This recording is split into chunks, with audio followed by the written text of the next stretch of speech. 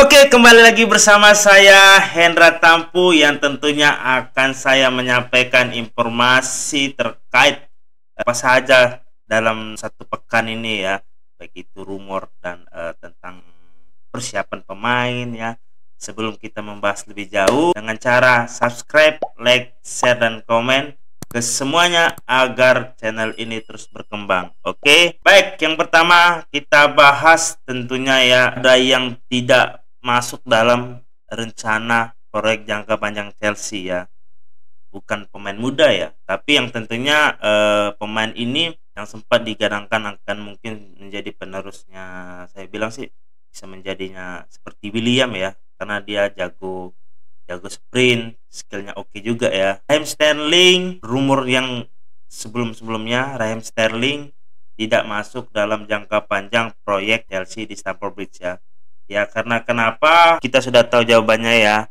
Pastinya apa? Yang pasti itu ada faktor strategi dari Pochettino dan taktiknya ya.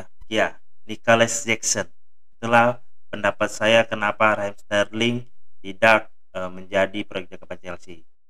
Satu, Pochettino dalam kekalahan melawan Wolves ya, menempatkan Nicholas Jackson itu di posisi sayap ya, walaupun formasi Chelsea 4-4-2. Ketika Chelsea menempatkan Nicholas Jackson pada pertandingan Aston Villa, itu sebuah taktik yang berlian ya. Chelsea menang telak. Dan kedua, pertandingan Chelsea melawan Crystal Palace ya, masih tetap di kandang Crystal Palace. Pochettino menerapkan Nicholas Jackson di sebelah kiri. Bagaimana dengan pendapat kalian ya? Benar tidak? Kita serupa tidak ya? Kenapa Raheem Sterling kemungkinan akhir musim ini ataupun musim depan Raheem Sterling tidak lagi berseragam The Blues ya?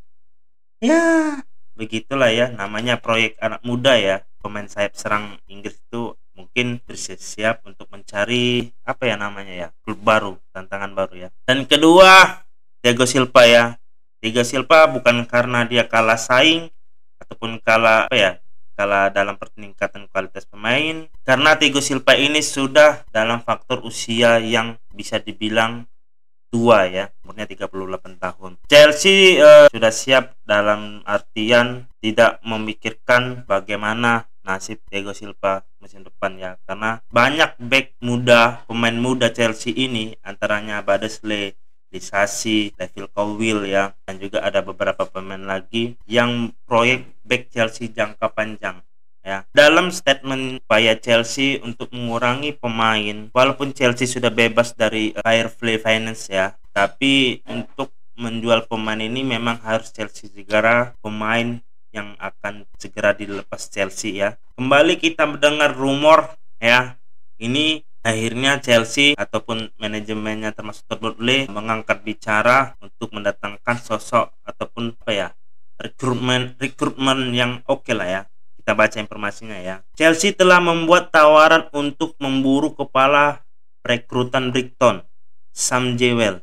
Dia benar-benar menggantikan Paul Winston yang Chelsea ambil 16 bulan yang lalu. Tawaran Sam Jewell di Chelsea dipahami sebagai peran kepanduan global untuk yang bertanggung jawab atas negosiasi untuk Chelsea dan Strasbourg. Juga dimiliki oleh Iqbal dan Bole.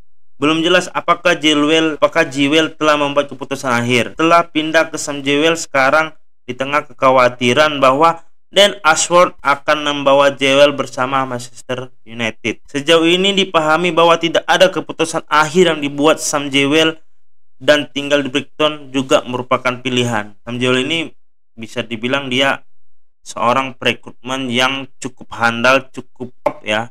Dia bisa melihat pemain-pemain muda yang bisa dibilang mempunyai potensi besar untuk memiliki nama yang besar ya. Seperti kita melihat waktu itu si McAllister ya, Caicedo ya, dan juga ada João Pedro ya. Jadi bisa dibilang Sam Jewell ini orang yang cerdas, orang yang ya berpikiran matang ya untuk meningkatkan kualitas pemain klub ya. Ada juga berita yang lagi menarik ini ya, kita baca ya. Menurut David Ornstein Athletic ya, laporannya bahwa Chelsea ditetapkan untuk menyebut kepala operasional sepak bola Swansea City, Josh Marsh, sebagai manajer pinjaman baru mereka.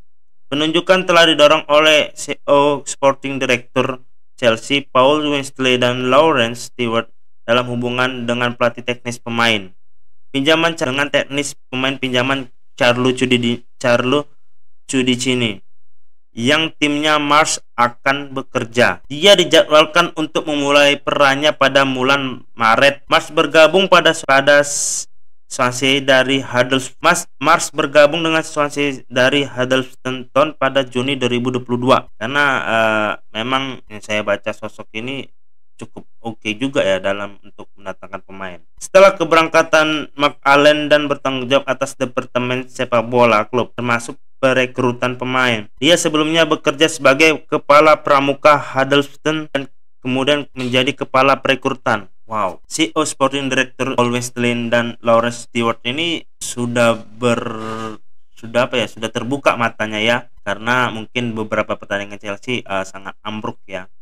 Ini sepadan juga sih, dalam artian perencanaan untuk meningkatkan strategi manajemen Chelsea dengan kemungkinan datang Josh Mars dan Sam Jewell ini untuk musim depan. Chelsea bisa dibilang sangat potensial untuk kembali menjadi tim Big Force ya di Liga Inggris. Dalam postingan Richie James ya, dia dalam postingannya itu dia menyampaikan sesuatu berita yang baik untuk kita semua ya, bagi fans Chelsea itu dia akan kembali ke Chelsea dalam waktu dekat ya. Sabar, ini kita tidak bisa menyimpulkannya ini sebuah berita yang si James telah memulai pelatihan ringan 2 bulan setelah pasca operasi yang cedera alami pada tahun lalu yang membuat dia cedera hamstringnya cukup libur panjang ya, dan membidik kembali ke pelatihan penuh dengan Chelsea bulan depan.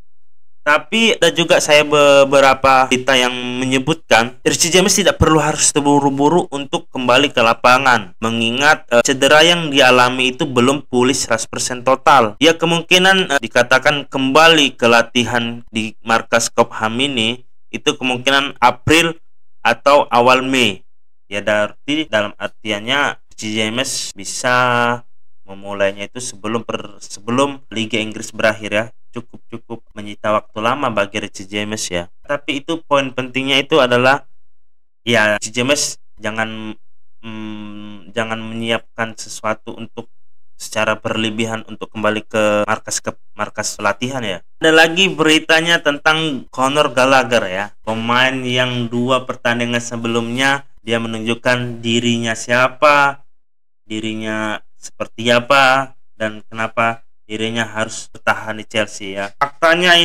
Kenyataannya adalah peningkatan pesat Conor Gallagher musim ini merupakan perkembangan yang tidak terduga bagi Chelsea, yang tidak terduga bagi kita semua ya, yang tidak berencana menjadikan Conor Gallagher sebagai roda penggerak utama di lini tengah mereka ketika mereka mengeluarkan biaya transfer lebih dari 300 juta pada tahun 2023. Saat itu tahun 2023 Chelsea mendatangkan Enzo dan Moses Caicedo. Juga penampilannya Conor Gallagher pada saat itu belum bagus-bagus banget seperti sekarang. Belum top, belum bermainnya seperti ini ya. Pertandingan Aston Villa dan Crystal Palace, dia menunjukkan kepada saya ini ingin memperbaharui kontrak saya seperti Moses Caicedo.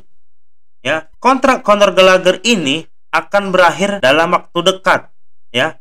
Jadi jangan sampai pemain potensial Chelsea ini, pemain muda potensial Chelsea ini bisa diambil pada isunya kemarin ya. Isunya itu Tottenham Hotspur tertarik ingin mendatangkan Conor Gallagher dengan biaya transfer 30 juta. Tapi karena kontraknya juga mau habis ya, jangan sampai Conor Gallagher ini dilepas secara gratis ya. Kalau dilepas secara gratis itu akan menjadi boom bagi Chelsea di musim depan ya. Dia ingin meminta kontrak per week sama seperti Moses Caicedo.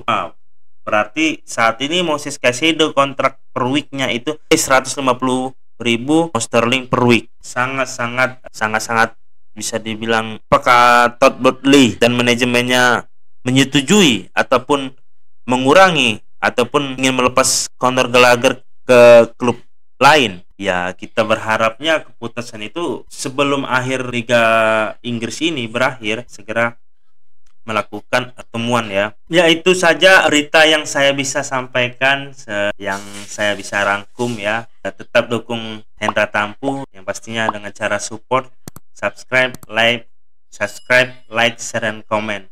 Keep the blue flag flying high.